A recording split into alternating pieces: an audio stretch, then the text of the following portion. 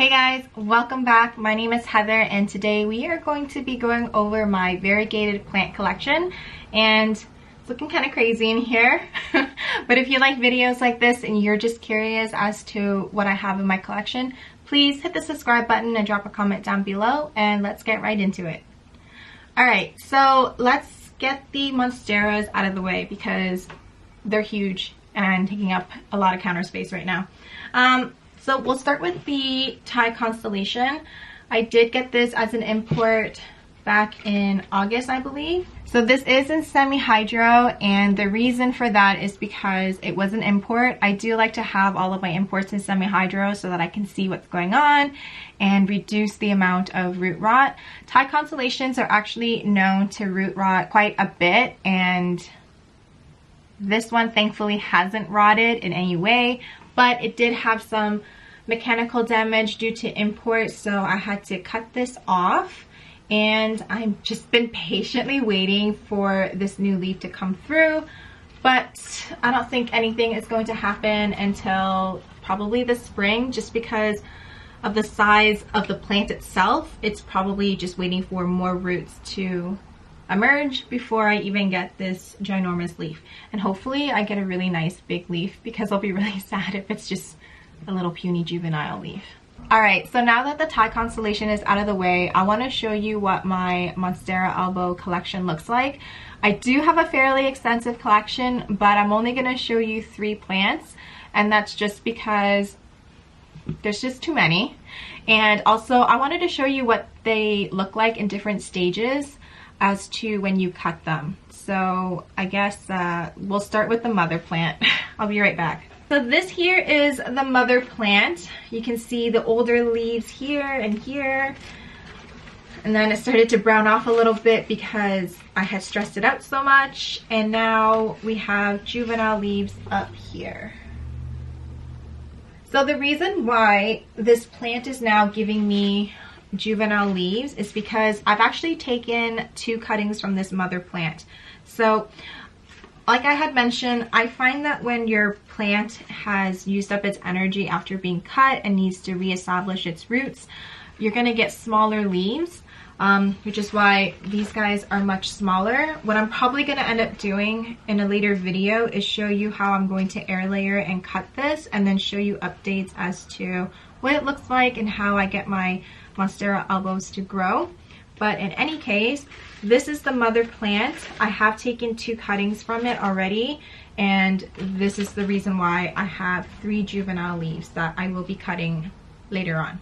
But I think it's quite interesting to see how the pattern of variegation is on this plant.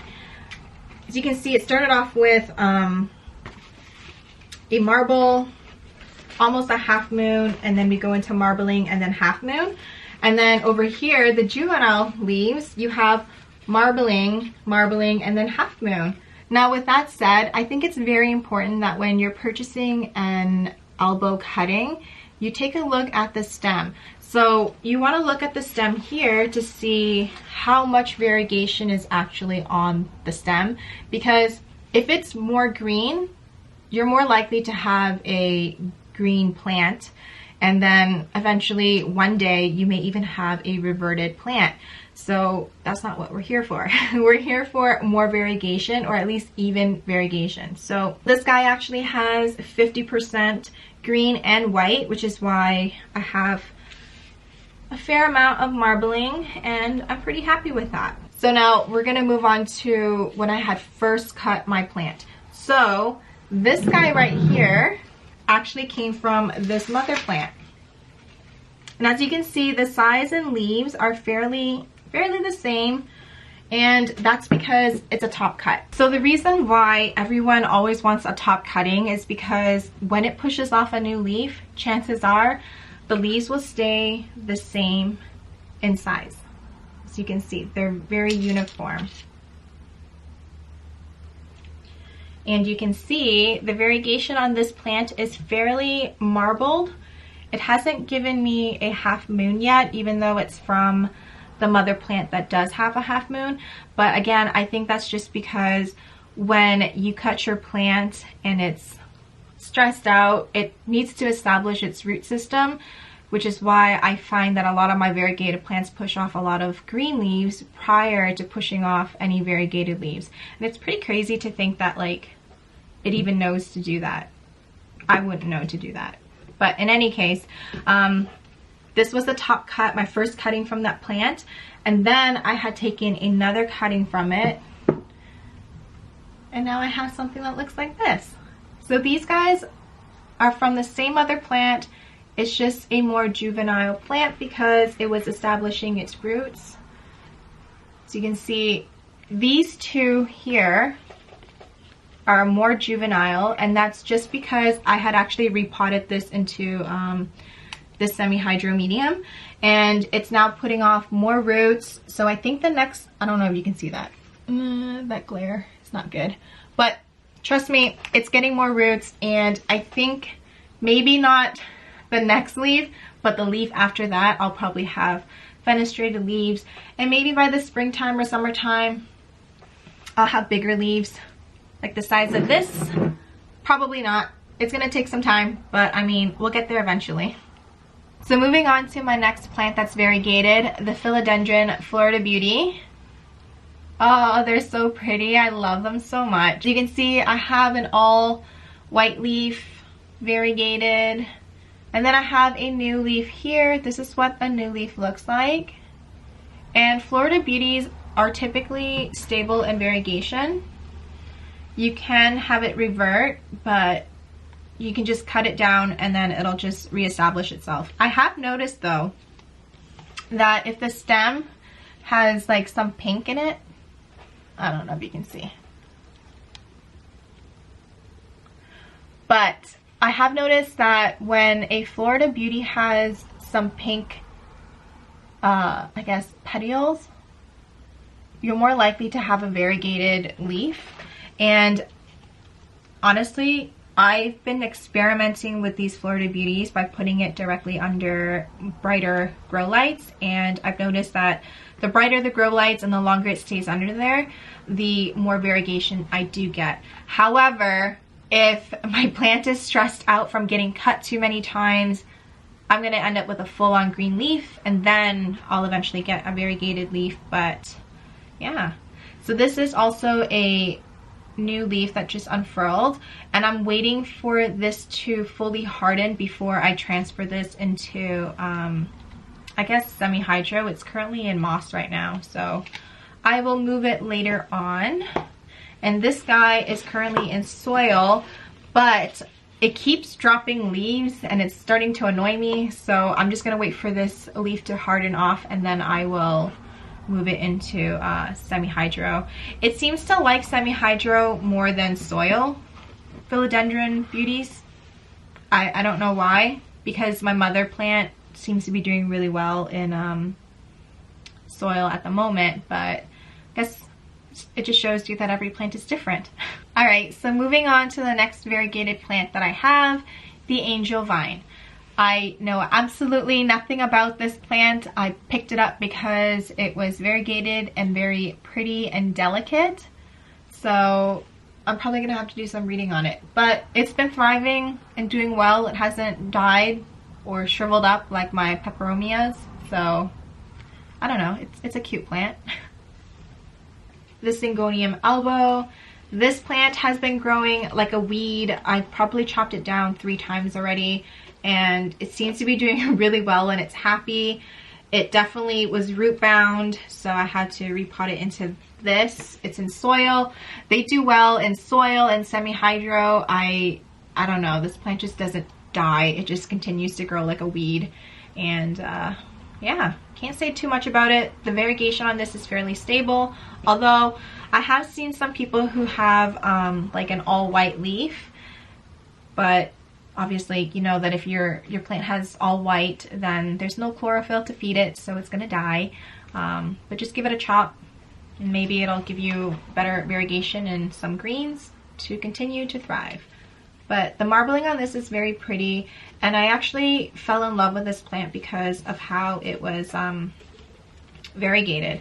Like the marbling on it was very nice, but not as nice as the elbow.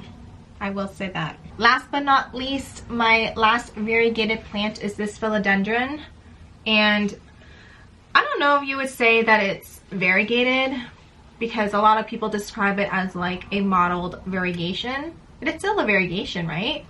Because typically plants are supposed to be all green. But in any case, I love this plant. It's very different. It gives you different shades of green, different mottling, and then I do believe it gives you mostly all green when the temperature has dropped. So what I've been told is when it's summertime, you'll get more mottling on the leaves, but when it's colder and it's wintertime, you're gonna end up with a more green leaf.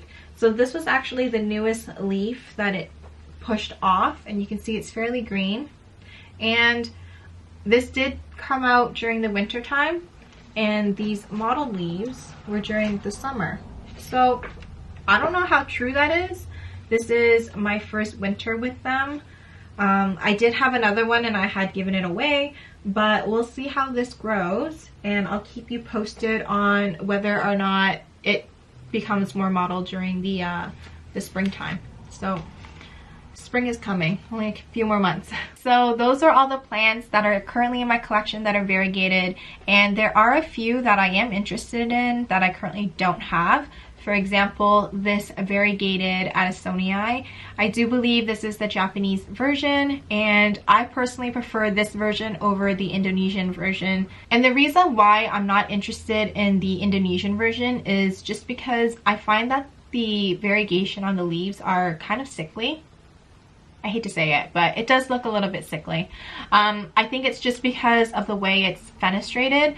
The holes are a lot bigger, so the actual size and depth of the leaves are much smaller and narrow, and because it's like marbled, it just doesn't look like a healthy plant. Whereas the Japanese version, the leaves look more sturdy. They look a lot more healthy, and the variegation is more sectoral, which reminds me very much of the Monstera albos. Another variegated plant that I do have my eye on that is currently not in my collection is this variegated byeeeeee. I'm probably pronouncing it wrong, but here's a picture. It's stunning. It's definitely a statement plant. If you know, you know. The variegation on this is orange. It's different than all the other variegations that I've seen that are typically white or cream color, but this here, it's orange. And then it kind of fades into this milky cream color, but I mean, when it comes out, it's stunning. And it's just, I just don't have any other words to describe it other than it's stunning. Moving on. So another plant that I've had my eye on is, oh, hi Tofu,